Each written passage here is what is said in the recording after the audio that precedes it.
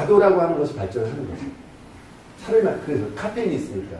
그래서 다도가 그렇게 발전하는 거예요. 처음에 졸음을 쫓기 위해서 마시던 것이 문화로 발전하는 거고, 이렇게 가기 시작하는 겁니다. 그래서 그 대표적인 것 중에 하나가 바로 이제 교토에 있는 여러분 아시는 이제 금각사죠. 그래서 아시카가 요시미스에서 세워진데, 요 시기가 물이랑 걸리는 거 보면 바로 코끼리예요. 요 시기에 인도네시아에서 코끼리 선물을 받아야 돼요. 근데 그때 이들이 조선에 굉장히 많이 요구한 게 있었죠. 뭡니까? 대장경 달라는 거였어요. 우리한테. 그게 태종시대에 툭 하면 대장경죠. 우리도. 그래서 그때 선물 받은 일부 대장경을 받은 기념으로 자신들이 받았던 코끼리를 우리한테 보낸 거예요. 그게 태종 때 들어온 코끼리죠.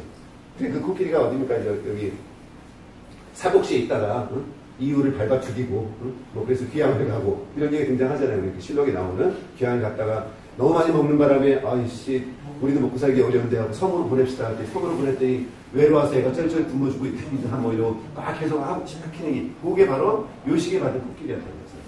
근데 저 지금 생각해 주세요. 코끼리 무게가 평균 3톤에서 4톤이거든요. 저 시기에 옛날 나무배잖아.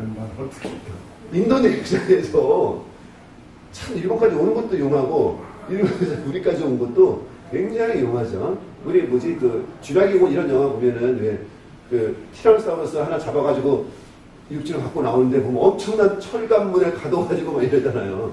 사람이 통제할 수 없거든. 코끼리 사실 힘써서. 근데 아무튼 그때 우리랑 연결되는 게 뭐다? 다 코끼리다. 금각사는 뭐 교토여행 가시는 분 다 가시니까 금칠을 해서 금각사죠. 금각이 있어서 금각사입니다. 원래 이름 금각사가 아닙니다. 다른 이름이고. 자, 다도가 유행했다 그랬죠. 이렇게 이제 무사기 다도 농문화가 유행했고, 이렇게 이제 차문화가 유행했고. 그리고 또 하나 일본이 자랑하는 교토의 료한지, 용한사라고 하는 이것도 세계문화유산인데 요 시기가 등장, 요로마치 마트 시기예요. 그래서 이런 이제 얼굴이 비추는 것 같은 연못, 그렇죠? 연못과 이게 아마 석정, 돌로 된 물을 쓰지 않고 그냥 모래와 바위만으로 이뤄낸 최고의 정원을 만들었다고 하는 거죠. 다 저걸 보러 오더라고요. 그래서 여기 이제 방장이라는 건물 안에 있는 15개의 돌이 있는데 한 눈에 들어오지 않는데요. 어느 방향으로 보더라도 14개 이상을 못 보는데요. 그런데 깨달은 사람은 15개 보이죠. 근데 그걸 떠나 너무 좋더라고요. 저 공간이. 그래서 뭐 인간이 표현할 수 있는 뭐 최고의 문화인데 사실 저는 그런 감사를 안 했고 그 정도 수준이 안 되는지 이렇게 안에서 보면 저런 느낌 다 앉아있죠. 사람들 보느라고. 그래서 아마 자기들은 이런 거였던 거예요. 선종이니까 앞에 저런 걸 놓고 자연을 보면서 깨닫던 뭐 이런 그림들이 남아있어요. 안에. 그리고 선물 받은 요거 그냥 손 닦는 거예요. 물. 요거 저걸 스쿠바이. 우리말로 이제 준이죠, 준. 이렇게 물 그릇 준자입니다. 이렇게 준인데, 이 글자가 요게 입구잖아요. 입구 하나를 놓고 글자를 4개를 만든 거예요. 가운데 이걸 공용으로 쓰면서, 그쵸? 공용으로 쓰고, 여기는 입구 하나 공용으로 쓰고, 오, 그쵸? 오, 유, 이렇게, 오, 유, 조, 지, 조. 스스로 족함을 알아라. 선정적인데 이렇게 만든 거죠. 공용으로. 그랬더니 머리 아픈 사람들이. 그래서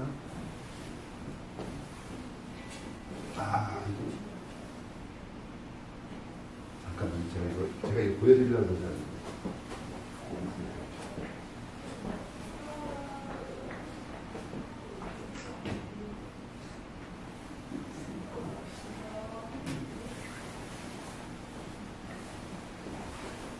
안 가보셨으니까, 그쵸? 이게 이제 큰 마루 방인데, 이제 병풍과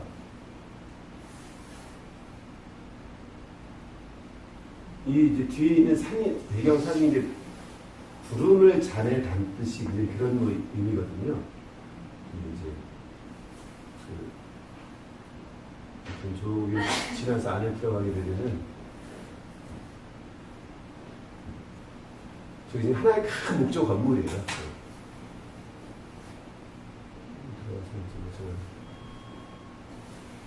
자, 요 모습입니다. 요 모습. 요게 이제 축소해놓은 모형. 요게 이제 석정원, 돌로 된 정원이라는 얘기고요. 가시면 저렇게 많은 사람들이 이게 이제 앉아서 보고 있어요, 저 정원. 시간이 있으면 하루 종일 앉아서 재밌게 하겠다고 차 한잔 마시면서 이렇게 쳐다보면서 마음 굉장히 차분해지게 하더라고요. 의미는 잘 몰라도 그냥 편안해요. 저게 얼마나 조형적으로 아름다운지에 대한 감흥이 없지만 근데 굉장히 해만에 앉아서 굉장히 편안하더라고요. 모래를 또 일정 기간에 싹 쓸어요. 이렇게. 그것도 하나의 도라고. 이렇게 둥그렇게 쓸기도 하고. 그래서 왜 절에 가시면 맨날 빗자루질 하잖아요. 그게 수행의 과정이잖아요. 그리고 꼭 크게 쓴다는 얘기보다는. 다 이거 하나를 보러 저기를 보는 거더라고요. 다른 걸 보지도 않더라고요. 전부 이거 하나를 보고 주로 앉아서 햇빛을 쬐면서 앉아서 다들 앉아서 보고 있는데 사실 이제 여기서 보는 게 아니라 요 안에서 보는 건데 그 다다임방 안에 들어가서 저 방장 안에서 보는 광경은 또 좀 다른데 그걸 어떻게 같이 해볼 수는 없더라고요. 못 들어가게 막아놔가지고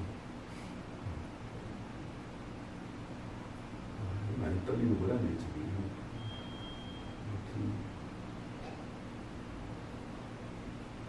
이렇게 저희 마음방 안을 보여드리고 싶은데 이제 아니었구나. 5개, 2개, 3개, 5개인가? 그래, 큰 돌 5개, 그 다음에 또 중간 돌, 아무튼 총 15개의 돌입니다. 15개 돌이 있는 거지. 아마 계절이 바뀌면 저 바깥에 단풍이 다 들어가지고, 그 다음에 이제 겨울의 모습인데, 이게 이제 이 안에, 저 안에서 원래 보는 거라서, 안에 이제 그 벽 쪽에는 이제 용 그림이 그려져 있어요. 우리 울릉도처럼. 이쪽 뭡니까?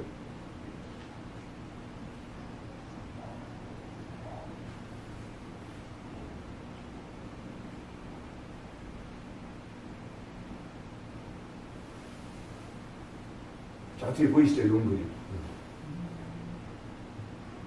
그래서 이름이 여기가 용안산입니다. 저희들이 용 그림이 있고, 그냥 지나가는데 아까 왼쪽에는 그 인덕이 금강산 그림이에요. 우리 일본 화가가 가서 그린 금강산 그림을 뒤에 그려요. 이런 공간이었습니다.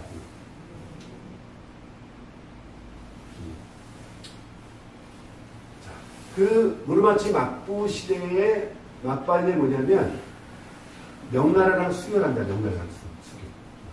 그런데 벤너하고 하는 게 아니에요. 막부하고만 둘이 이제 수교를 해갖고 그걸 하는. 그래서 이 막부가 일본 국왕 신미나모토라고 얘기해요. 자기가 왕으로. 자기들과 벤노가 있습니다. 그래서 수교를 하고, 자, 그 막바지에 시간 지나면서 각 지방에 있었던 다이메어들이 여기서 다 성장을 하면서 점차 가운데에 있는 높은 중앙에 있던 막부들을 무시하기 시작하면서 이제 하극상의 시대가 벌어지는 거고, 그 하극상의 시대, 누구나 이제 싸워서 내가 힘을 가지고 가야 되겠다는 시기에 바로 일본의 바로 전국시대. 우리 중국 사이에 있었던 전국시대와 같은 그런 전국시대가 벌어지고, 그걸 우리가 생국시대라고 하면서 한 100년 동안 전쟁을 하는 거죠. 어느 나라 마찬가지죠. 100년간의 내전의 가장 큰 피해자는 누구예요? 백성이죠. 인구가 한 40%이라고 줄어요. 마찬가지입니다. 중국도. 중국의 그 전국시대 동안의 인구가 확 줄어버려요. 그러니까, 그리고 우리는 역사를 맨날 임금을 중시로 왕을 중시로 서술하다 보니까 그 무참히 사라져간 이름 없는 백성들에 대한 기억이 많이 이제 빠져있죠. 그래서 전국시대 이렇게 많아요. 각각의 곳곳의 다이묘들이 다 자기 깃발을 내걸고 하나둘 모여가지고 싸우는 전쟁이 이 100년간 이루어졌던 거고, 이 100년간의 전투의 과정을 최종적으로 승자로 이끌어낸 사람이 아시는 것처럼 이제 오다 노부나가가 되고, 그렇죠? 이제 문장이 등장하죠, 이렇게. 아까 말씀드렸던, 여기 깃발에 등장하는 건데, 문장, 자기 동네에 있는 게 다 등장하는 거고, 임진란 때도 이 깃발 중에 하나 뭐가 있었냐면 십자가가 있었어요.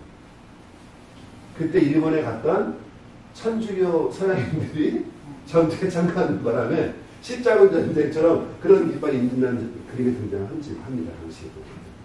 어쨌든. 용병도 있나요? 용병도 당연히 있었어요. 흑인도 있었어요. 자, 그런데 이 전국시대를 거치면서 뭐가 바뀌냐면, 지금 우리가 일본에서 볼 수 있는 문화재가 이걸로 바뀌는 뭐냐면, 원래 영주의 성은 이런 망루가 하나 있고, 그 다음에 지금까지 우리 사정전 정도 건물이 하나만 있는 거예요. 원래 집, 자기 집과 망루가. 그런데 전투가 100년 동안 벌어졌잖아요. 그러니까 항상 뭘 경계해야 돼요? 어디서 적이 오나 봐야 되잖아요. 그래서 망루를 집 위로 올리는 거예요. 그러면 적을 관찰하기도 하고 보호하기도 하는 거죠. 그래서 우리 오늘날 오사카 성공의 천수가 같은 모습으로 바뀌기 시작을 한 겁니다. 이게. 이 100년을 거치면서 자꾸 높게 이렇게 성을 만들기 시작을 하는 거죠. 그래서 이렇게 처음에는 망루 따로 집 따로 있다가 망루를 얹기 시작하는 거예요. 그러다 보면 전투를 더 방해를 하니까 밑에 석축을 더 높이 쌓아서 올리고 그 위에 집을 짓고 그 위에 망루를 거는 거죠. 이게 오늘날 우리가 흔히 보는 오사카 성의 천수각의 모습이죠. 그 다음에 이들은 주변에 뭘 쌓았어요?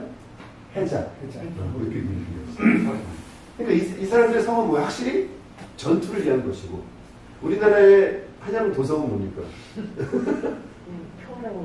그 도성이잖아요. 경계를, 구획을 구분하는 다른 개념이죠. 그러니까 캐슬과 원액이 다른 것처럼 우리 한양 도성에 싸워본 적이 없잖아요. 우리끼리만 한번 싸웠지. 근데 이렇게 큰 나라 성이, 네? 그러니까 아니 오랜 전투를 하게 되면 안에 뭐 식량이라든가 사람들이 그렇죠. 안에 있어야 되는데 커야 되겠네. 굉장히 크죠. 그러니까 이제 그가 갖고 있는 힘의 크기에 따라 크기가 다른 거죠. 그러니까 이제 그래서 자신들은 여기도 이렇게 표현했죠. 이렇게 이제 원래 성벽이 쁘게 둘러져 있는 거죠. 성벽 안에 이런 천수각 건물이 다 모여 살고 있고, 나머지 가신들은 어디 사냐면 성 밑에 동네에 살아요. 그래서 이 성을 조라고 하고, 그래서 성 아래를 이제 조카라고 하는 거죠. 그 다음 밑에 동네가 마치, 그래서 조카마치라는 개념이 등장하는 거예요. 그래서 성 아래 동네. 가신들은 아래 동네에 살고, 자신과 그 저기들은 다 성 안에, 이런 구조가 일본의 구조죠. 지금 이제 확장된 구조로 가는 거지만, 그래서 성 주변에 이렇게 가신과 상인이 거주하는 거죠. 여기 이제 해자 안쪽으로는 뭐가? 성이 있고, 이건 이제 조카마치라고 합니다. 그러니까 여기는 성을 보조하는 기구이기도 하고, 사람이 모여있는 공간이기도 하고, 이런 개념이 되어 있는 거거든요. 그래서 우리가 지금 아시는 천수가 이렇게 높은 이유는 원래는 뭐였다? 이게 망루였다. 정치를 거치면서 바뀌어왔다. 이렇게. 제가 이번에 이제 어쨌든 문제가 생겨서 보수하면서 저렇게 바뀐 거지 원래는 막내였다고요. 오사카 성도 초기에는 망루 하나 이렇게 있다가 100년 전투를 거치면서 자꾸 위로 올라가서 바뀌기 시작한 거죠. 건설을 다시 하는 거예요. 그래서 이제 그런 지금 우리가 보는 성의 개념으로 그들도 정착을 한 거지. 처음에는 그런 개념이 없다. 그래서 이건 지금 아카시성이라는 성인데요. 이거 이제 고베에서 좀 더 가는데, 요거는 뭐냐면 그냥 우리 따지면 뭐지? 저거요. 동십자가. 성벽에 있는 동십자각이에요. 요 정도 가도 다 있고, 보호해야 되게 굉장히 경사졌잖아요. 이 바깥은 해자고, 그 다음에 안쪽에 지금은 여기는 없지만 천수각이 있었던 거죠. 중심 건물로. 그러니까 기본 구조가 이렇게 돼 있고, 지난번에 제가 이제 우리 여장에 있는 근충원, 원충원 말씀드렸잖아요. 1-3피 세계가 있는. 근데 저 사람도 똑같이 근충원, 원충원이 있는데, 그들은 이 사람들 동그랗게 생겼어요. 동그란 것과 여기 제가 다 못 찍었는데 하나는 네모나요. 동그란 거 2개, 네모난 거 1개가 한 조예요. 보세요. 우리는 그냥 밑에 보는, 그래서 동그란 거 뭐라 했지 그때? 화살을 쓰는 거예요. 네모난 건 조총을 쓰는 거예요. 부분이 이렇게 돼 있더라고요. 그래서 동그란 거는 이제 화살, 요 네모난 건 이렇게 생긴 게, 그래서 똑같이 3개 한 조예요. 동그란 건 2개, 네모난 거 하는 계속 이렇게 반복적으로 쭉 이렇게 써있는 것들은 이렇게 이제 공네모 쭉 이렇게 연결되어 갑니다. 저거는 그냥 십자가 같은 거. 제가 빨간색 동백을 찍었는데 카라가 이렇게 났는데 너무 예뻐서 동백이. 그리고 이 전국시대에 등장한 문화가 바로 일본이 얘기하는 그 가면벽과 그 다음에 차도, 그 다음에 이제 분재, 꽃꽂이 하는. 그래서 일본 그 동네 가시면 집은 조그만 다 예쁘게 이렇게 조그맣게 꾸며놓은 이런 문화가 전국시대에 등장한 무너맞지 않고 시대의 문화입니다. 그러면서 그 내전을 누가?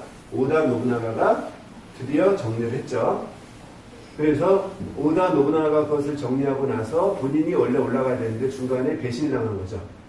자기 부하인 아케치 마세데 권력을 혼도지에서 지금 본능사라는 절에서 죽음을 당하는 바람에 누가 다시 도요토미가 새로운 권력을 쥐게 되는 시기가 이제 되게 됩니다. 이게 훈노지의 변이고, 제가 그래서 이제 상징적으로 뭐랑 비슷하다? 전두환과 12.6의 이런 관용을 걷습니다. 자, 통일을 했어요. 그리고 오다 노부나가 전국을 통일하는 과정에서 가장 핵심적인 역할을 한 건 조총이었죠. 그때 들여온 신무기를 가지고 조총을 가장 활용도를 높이 쓴 사람이 오다 노부나가였고, 그래서 조총부대와 기병부대가 싸운 전투를 통해서 이제 이겨낸 거고, 그러니까 조총도 무기가 굉장히 발달을 했고, 그 다음에 최초로 일본 전체가 통일이 된 거예요. 뭐가 남아도니까? 군대가 남아도잖아요. 이 매 싸워야 되는 이 군대를 그냥 놔두면 안으로 골마 터질 거 아니에요. 저 열정을 어디론가 밖으로 뽑아야 되는 거죠.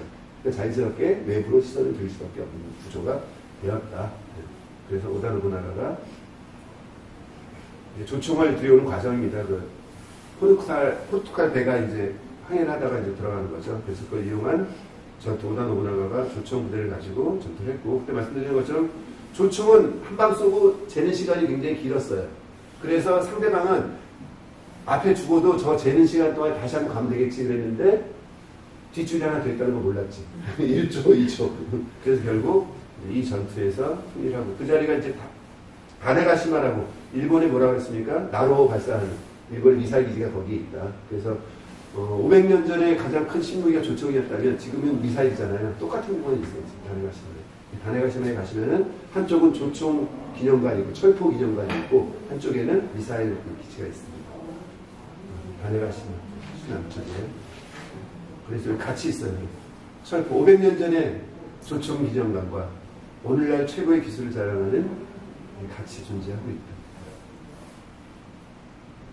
그래서 아무튼 그 저총을 가진, 그 다음에 이제 교토에 잘 안 가시는데 본능사라는 절, 혼노지라고 하는데, 자, 그때도 말씀드렸죠. 이 절에서 오다 노부나가 잠깐 쉬다가 부하에게 배신을 당해서 죽는 바람에 통일을 된 자기를 만나지 못했는데, 요 능자가 좀 이상하죠, 여기가. 이게 원래는 이렇게 돼야 되죠. 근데 그 글자가 희. 그렇죠. 그래서 그 글자가 불. 그래서 그 글자를 안 쓰고 갈과자를, 지금 이들도보다 화제가 제일 큰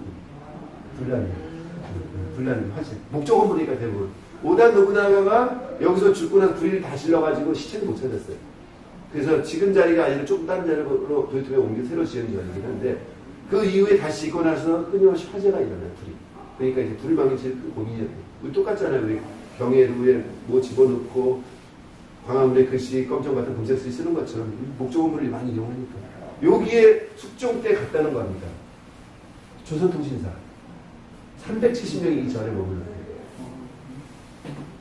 370명을 수용할 수 있는 절이라고 하는 것은 굉장히 큰 거죠. 그것도 막 몰아넣지 않잖아. 사신행렬이니까. 뭔가 여유로운 공간을 대대드리니까 상당히 큰 규모인데, 지금은 아주 조그만 건물 2개밖에 없는, 이렇게밖에 안 보이는 곳이에요. 다 그렇게 변하는 거니까. 훈노지라는 곳이고, 오다 노부나가의 사랑이 있는, 그 뒤를 도요토미 히데요시 권력을 잡았는데, 아까 말씀드렸처럼 이제 뭔가 밖으로 돌아야 되겠는데, 그 밖으로 돌고 싶을 때 먼저 문제를 삼은 거죠. 도요토미가 통일하고 나서 대마도 도주에게 연락을 한대. 야, 네가 조선에 가서 조공을 요구하라고 해라. 대마도 도주는 저 얘기 들을 수가 없어요. 자신은 지금까지 조선 때문에 먹고 살았잖아요. 맨날 조선과 쌀 사고 막 이러면서 먹고 중간에서 살았는데 갑자기 조선에 니들 일본의 조공을 말할 수 없는. 그러니까 계속 핑계를 댑니다. 그 우리한테 뭐라고 하냐면, 야, 일본이 통일했으면 니네가 축하 사진을 좀 보내라고 하는 거야. 조공이 아니라. 근데 우리가 왜? 이때까지 계속 우리 무시하고 있어요. 갈 이유가 없다고 하는 거고. 그래서 결국은 귤씨가 또 등장하죠. 받지마나 약수이라는 이 귤강강이 사신행렬의 대표로 처음으로 이 사람이 조선에 오는 거예요. 와가지고 쭉 봤습니다. 보면서 봤더니 자기가 지나가는 곳곳의 도시, 문경을 지나고 상주를 지나는데 길거리에 서 있는 군인들이 할아버지들이 서 있거든요. 창을 들고. 그걸 보면서 제가 비웃어요. 야, 자기들은 우리 시대 다 지나면서 총으로 무장을 했는데 저 별볼일 없는 사람들. 그 다음에 이제 동대문 들어와가지고, 동대문으로 들어오니까 이렇게 모여서 잔치를 해주는데, 기생들도 불러놓고 막 관리가 잔치하는데, 거기서 제가 후추를, 한 주먹을 확 때렸어요. 그랬더니 잔치하고 이런 사람들이 갑자기 후추를 주느라 정신이 없는 거예요. 그걸 보고, 아이고, 조선은 글러먹었다라고 이제 생각했던 거죠. 이제 그게 우리 실록의 기록에 나옵니다. 그런 내용들이.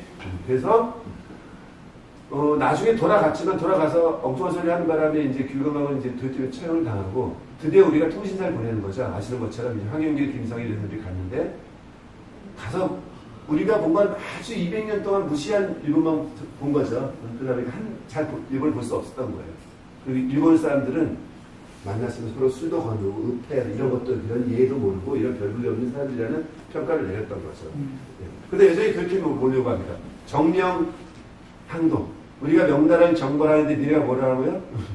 가이드가 되라는 얘기죠. 길을 내주는. 근데 이제 우리 못한다. 결국 이제 그 문제였고 결국 이제 요게 이제 올 때 이게 우리는 뭐라냐 여전히 도요토미 히데요시는 조상의 유대도 모르는 사람이다. 관대기 풀파리하며 빌어먹던 사람이었는데 뭐 굉장히 무시해왔던 시기가 여기 이건 다 실록에 나오는 거. 자, 이렇게 봤던 기록에 의해서 결국은 1590년 4월 14일 아침에 이들이 히센 낙원성을 출발해가지고 입길을 거쳐서 대만을 해서 부산을 빨리 딱 등장한 거죠. 16만 명의 일본군. 이때 동네 부사 정관은 사냥을 하고 있었어요. 근데 저기서 보니까 배가 새하게 올려온 걸 본 거예요. 그걸 보면서 뭐라고 생각했냐면 쌀 사러 왔나? 그게 시작이죠, 그게. 쌀 사러 왔나? 그랬나 보다, 저것들이 갑자기 대마도에서. 이 정도의 생각을 가졌던 거죠. 그래서 결국은 우리가 불과 2주 만에, 오늘은 4월 31일에 우리가 선조가 어디로? 의주로 피난을 가기 시작을 하는 거죠, 다 보고. 그리고 나서 의주까지 가고 이제 명나라를 오라고 요청하는 바람에. 근데 그때까지는 명나라가 되게 의심을 했어요. 조선이 저렇게 금방 망할 것 같지 않은데, 저 분명히 일본하고 짜고, 한쪽에서는 우리를 범하려고 하는 게 아니냐, 이런 의심이 한쪽에 계속 문제를 해요. 그 논쟁의 과정에서 결국 파병을 결정하는 거죠. 근데 이제 야사에 나오는 그 정사가 하는 기록이 뭐가 나오냐면, 그 명나라 황제가, 만략제가 일을 안 하잖아요. 거의 한 20년 이상을 놀고 먹어요. 술이나 먹고. 그러다가 갑자기 꿈에 갑자기 나오더니, 야, 꿈에 관우가 나왔는데 조선을 도와주된다. 그래서 군대를 빨리 파병해라. 라고 20년 동안 일 안 하던 황제가 갑자기 결정을 했다는 얘기가 야사에 등장을 해요. 우리 기록에. 우리 기록에 등장을 하지만. 어쨌든 그래서 그들이 참전을 하는 거죠. 자, 임진왜란 우리가 굉장히 끔찍한 기억이 있기 때문에 우리 기록에 계속 나옵니다. 60년에 한 번씩 조선왕조실록을 검사해 보시면은 60년에 한 번씩 국원에서 행사를 해요. 임진난 국난 극복 행사. 그 계속 기억하자는 거죠. 그러니까 제가 보여드리고 이건 언제? 1952년이 66이 360년 되는 해거든요. 이 전쟁의 와중에도 우리도 이걸 했다는 얘기예요. 그러니까 이 임진난의 기억은 우리에게 굉장히 중요한 가슴 아픈 기억이죠. 그래서 결국은 누가 옵니까? 명나라 군대가 와갖고 뭘 해줬어요, 여기서? 대포가 등장한 거죠. 일본은 뭐예요? 조총이었잖아요. 더 센 대포가 등장을 하는 바람에 뭐래요? 평양성을 탈환한 거지. 자, 평양성을 탈환했을 때 큰 문제가 하나 닥칩니다. 무슨 문제가 닥쳤냐면 이호성 군대는 북쪽 군대예요. 기병이에요, 기병. 그 다음에 이 대포 부대는 남쪽 군대예요, 남쪽 군대. 그래서 남쪽 군대 총사령관이 평양성을 탈환했다라고 얘기를 하면서 어디에 장계를 올리죠. 자기네 황제에게. 장계 뭐라고 쓰냐면 기병 얘기인데 우리가 대포를 가지고 이렇게 해갖고 다 물리쳤습니다. 조선을 구했습니다라고 보내요. 자, 일본이 여기서 대포를 맞고 다 도망가서 어디로 가니까 벽제로 간 거죠. 벽제에서 딱 진을 쳤어요. 이제 본격적으로 정비를 하고. 이호성이 이거 쫓아갑니다. 근데 누굴 안 데려가요? 대포 부대를 안 데려가요. 왜? 또 저것들이 대포 부대에 다 공이 다 갈까봐. 그러니까 또 뭐예요? 대포가 없는 무대포 이호성 부대와 이제는 대포가 있는 그러니까 벽제가 되면서 정말 명나라가 깨져버리는 거죠. 핵심 딱 거기 핵심 그거에 있어요. 서로 간의 공적을 둘러싼 난력의 문제가 그리고 나서 그때부터 전쟁을 안 하는 거예요. 이 사람들이 그때부터 임진왜란 정유라까지 해서 8년 동안 실제 전투는 1년도 안 했어요. 그렇죠? 나머지 다 뭡니까? 협상의 기간이었지. 그래서 양쪽이 진치고 앉아가지고 이 기간 동안 이 문제 뭐랑 똑같아요 우리 6.25랑 똑같죠. 1935 전쟁 때 우리가 안동 끝까지 갔다가 밀려냈죠. 중공군이에요. 딱 어디까지만 3파서까지는 더 이상 안 밀려요. 근데 북한의 김일성이 계속 중국에게 얘기를 하는 거예요. 더 내려가라고. 뒤집게 내려가는데 안 가는 딱. 그들은 자기들이 필요한 정치적, 외교적 조건이 있는 거지. 똑같은 걸 당하죠. 그래서 벽제간 전투에서 깨지고 나서 그다음부터 소강 상태로 가는 거예요. 그 소강 상태 동안에 이제 휴전의 논제. 자, 그래서 어쨌든 그 와중에 갑자기 도요토미 히데시가 죽죠. 저는 그 밤에 중전이 끝나버리고 나서 그때 당시에 이 임진왜란을 둘러싸고 있는 우리의 내용이 다르다 했죠. 우리는 임진년에 외놈이 쳐들어온 날리고. 자, 일본 이걸 블로크 게이츠의 일이라고 불러요. 이게 이제 그 당시 연호거든요, 연호. 처음엔 이들을 뭐라고 하냐면 풍신수길의 조선 정벌이라고 불렀어요. 그러니까 나중에 어떻게 했나? 1910년에 나라를 뺏고 나서 뭐예요? 이게 자기 나라인데 조선도 자기 나라 정벌하면 말이 안 되잖아. 그래서 그냥 블로크 게이츠 때 있었던 일 이렇게 용어를 바꿔버리는 거예요. 후대에 왔어요. 그러니까 중국 항상 뭐라고 그러죠? 항외원조. 외놈에 대항해서 조선을 도운 일. 또는 이제 만력제의 동원 지역. 만력제 때 동쪽을 도와준 일. 항외원조의 외를 한 글자 미로 갖고 뭐죠? 항미원조. 1950년 전쟁을 얘기하는 거잖아요. 그렇죠? 자, 우리 기록에서는 용사지변이라고 많이 부르는데 이때가 용띠 뱀띠잖아요. 그래서 실록이나 어떤 우리 기록에 가끔 용사지변이라고 용사지변이 나오면 임진왜란을 얘기하는 거예요. 고식을 얘기하는 거고. 자, 임진 조국전쟁이라고 부르는 나라는 딱 봐도 어디다? 북한이다. 북한에서는 임진 조국전쟁이라고 부른다. 그래서 제가 말씀드린 거죠. 자, 전쟁터는 다 어디였어요? 다 우리 땅이었죠. 임난이나 한국전쟁이나. 그렇죠? 우리 땅에서 우리만 죽어놨어요. 우리 땅 죽고 우리 국민도 죽고 다 죽어놨지. 협상은 누가 합니까? 자, 임진왜란 협상은 누구예요? 명나라와 일본이었어요. 우리 누가예요? 북한과 유엔이잖아요. 협상이 좋다. 우리가 치지 못했어요. 계속 아주 유사한 형태를 갖고 있는 거죠. 도시의 문제가 굉장히 크다. 사실은. 그 다음에 이제 이 전쟁의 결과가 호성, 선무, 청난, 청난, 삼공신동은 왜냐면 호성은 뭡니까? 자기를 의주로 모시고 간 사람들. 임금을. 그 다음에 싸운 사람들. 순서가 뭐가 앞에 있어요? 호성이 앞에 있어요. 호성이. 그래서 전투가 끝나고 나서 선조가 상을 내리는데 선무공신과 호성공신을 구분하는 거죠. 그래서 이순신하고 자기 말잡이하고 동급이에요. 말이 안 되는 일이지. 그래서 이들을 키우면 안 되는 거죠. 이순신, 곽지우 이런 의병들 키우면 자신 역할이 너무 줄어들잖아요. 그래서 뭐라고 그러냐면 오직 천병이 와서 우리를 구해줬다. 천병은 누구니까 명나라 군대가 와갖고. 그런데 우리는 별로 한 게 없어요. 걔 중에서 이씨나 원씨 이름도 말 안 해. 이순신이나 원기를 얘기하는 거예요. 이씨나 원씨가 둘이 좀 싸웠지만 해상에서 바다에서 뭐 그냥 별볼일 없었다. 그래도 권율은 이름을 불러줬어요. 권율은 그래도 행주지청했지만 그냥 쏘서 별볼일 없었다. 다 이 자체가 이름도 안 불러요. 이씨와 원씨라고 해요. 근데 오직 우리가 이렇게 된 건 천병이 와서 우리를 구해준 거고, 천병이 오게 된 이유는 나를 의주까지 데리고 가서 명나라에 얘기를 해갖고 군대를 불러준 사람들이 이렇게 얘기한 거죠. 이 전쟁을 바라보는 이 시각이 결국 그래서 뭐예요? 누구의 기억이 전쟁의 공식적 기억으로 갈 것인가? 이 선조의 기억으로 가야 될 거 아니에요, 그 사이에. 그럼 뭐예요? 나머지 이순신과 곽지우 이런 사람 뭐예요? 빨리 피해야 되는 거죠. 그런 문제가 있어요. 그랬을 때 선무공신들이 중심이 돼서 일으킨 난이 인조반정이 아니죠. 그러니까 호성공신들, 호성 세력들 중심이 일으킨 거예요.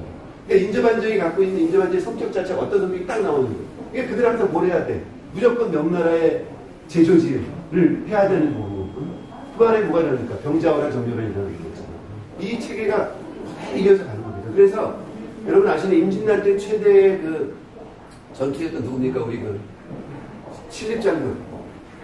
그 다음에 신립이 어디서 창금돼서 지죠. 신립을 따라 죽은 사람이 거기서 김여물이에요. 김여물 장군. 그 두 가지였던 그 둘이 거기서 죽는데 그 두 사람의 아들들이 누구냐면 신경진 이런 사람들이고, 김여물의 아들이 바로 우리 한 김육. 다 누굽니까? 인조반정의 주역들이잖아요.